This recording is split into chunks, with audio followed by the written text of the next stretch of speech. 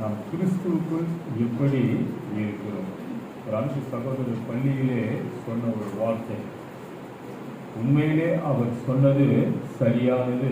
கிறிஸ்துவின் நிமித்தமாக நிறைய பேருக்கு தெரியாது. நம்முடைய முன்னோர்கள், முற்பிதாக்கள், நம்முடைய பிதாக்கள் செய்த பாவத்தின் நிமித்தமாகத்தான் அவருடைய பிள்ளைகளுக்கு அநேக தரித்திரம் இருந்து கொண்டிருக்கிறது. அது ஊனமுற்றவர்களாக இருக்கலாம், இல்லாமைகளாக இருக்கலாம். ஊனமுற்றவர்கள் என்று தன் சரீரத்தில் எந்த உறுப்பாகிலும் எந்த பகுதியிலாகிலும் அவர்களுக்கு பாதிப்பு இருக்குமானால் அது முற்புதாக்கள் செய்த தீமையின் நிமித்தமாகத்தான் வேதம் சொல்லுகிறது.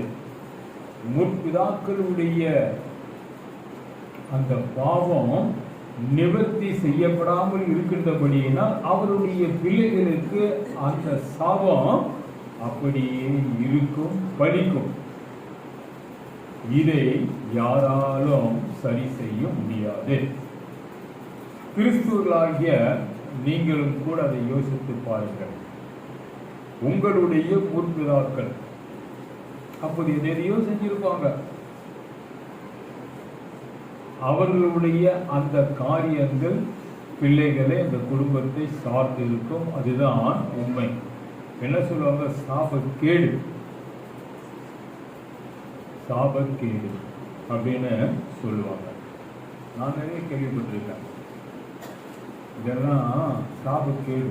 யாருடைய சாபம்? அது குழந்தைங்களாச்சு.